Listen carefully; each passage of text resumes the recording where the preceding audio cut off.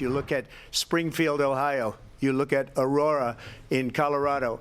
They are taking over the towns. They're taking over buildings. They're going in violently.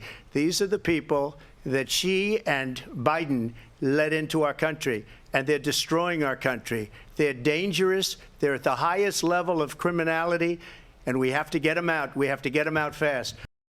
All right, so you see at this week's debate, former President Donald Trump sounding the alarm on American citizens struggling under the weight of people flowing into our nation from other countries. One city in particular, Springfield, Ohio, is in the national spotlight right now over the massive spike of Haitian migrants, some 15,000 who have arrived under the Biden-Harris Temporary Protected Status Program, or TPS. That makes them, through the program, legally here. And again, I want to mention the number, small town, 15,000 have come into the city of just 60,000 in the past few years. Ohio Governor DeWine actually has announced in the last 24 hours that he is going to send $2.5 million along with a boost in law enforcement on the ground to help that community manage an untenable situation right now. He also explained how the migrant influx is hurting Springfield. These dramatic surges impact every citizen in the community, every citizen.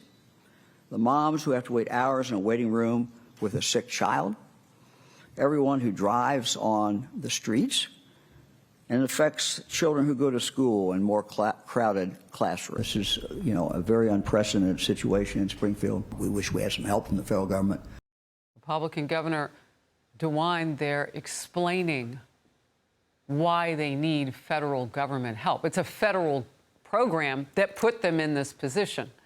Now, the people who live there were at a city commission meeting this week, including one woman who lost her mother-in-law because of the situation. Let's watch this together. On December 1st, I received a phone call that changed my life forever. She was collecting her trash can from her driveway when a car struck and killed her instantly. A Haitian immigrant was allegedly driving recklessly when he struck and killed her. I am paralyzed with anxiety when I'm getting my children out of the car in any parking lot, walking on any sidewalk, and driving on any road in this town. This issue is not a Republican or Democratic issue. This is an American issue. This is an Ohio issue, and this is a Springfield issue. We, the people, have the ability to ensure our streets are safe. Schools are overcrowded. Our education system has went in the trash. Housing is another issue. The overcrowding in housing. My son had to give me his house and move to another house because I can't find housing. Is there a cutoff point for the population here? Or, I feel like there should be a no vacancy sign right now, and people are still coming in. I want to make a point really clear here. This isn't exactly the same thing that other cities far from the border are seeing where, Democrats have accused Republicans for busing people in. This is through a Biden-Harris administration. Remember, he put her in charge of the border. A Biden-Harris administration special program for Haitians at this time.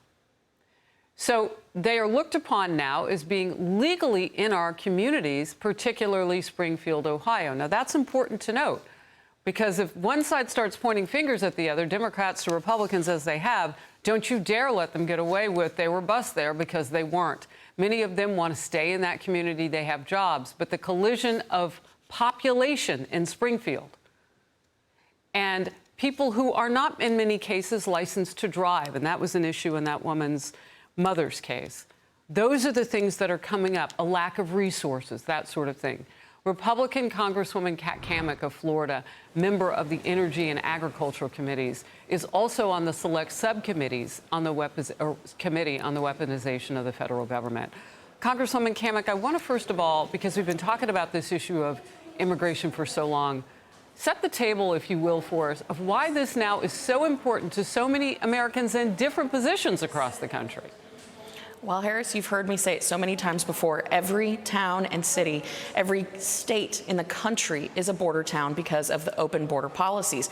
But as you rightfully pointed out, this is a program that the Harris-Biden regime have stood up, implemented, and are now setting up across the country. And just to give you some perspective about why this is so critical, that we're pointing out that this is an authorized legal program under this administration, it's that they're not just putting them in schools and putting more pressure on all the healthcare systems and community services.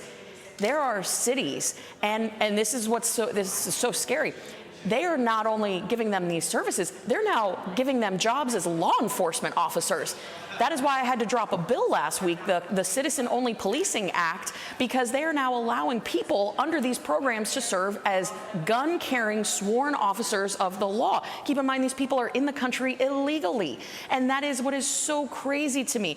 And another fine point to put on this that everyone should be upset about is that collectively, we spend $42 billion of taxpayer money every single year on people in this country who have been brought in through the Harris-Biden regime or have crossed the border illegally. As a comparison, homeless veterans only get $3 billion. Wow. Let that sink in. Making them law enforcement, I mean, they're not U.S. citizens. From what I'm understanding, some of them may be looked upon as legal in this country, but that doesn't make them citizens. All right, let's get to this. House Speaker Mike Johnson is now going forward, pushing hard to include a measure requiring proof of citizenship to vote in a bill to prevent a government shutdown. And Republicans laid out why that measure is so important. I want any member of Congress in either party to explain to the American people why we should not ensure that only U.S. citizens are voting in U.S. elections. If Americans are going to remain in control of their own government, for heaven's sakes, we should let only Americans vote in our elections. Thank you. If we do not show the American people that the elections are going to be fair and they're going to be satisfied with the outcome, you are going to have hell to pay in this country. Well, the former president, the nation's 45th president, also shared his thoughts in making them clear. He posted, if Republicans in the House and Senate don't get absolute assurances on election security, they should in no way, shape, or form go forward with a continuing resolution on the budget. Congresswoman, your take.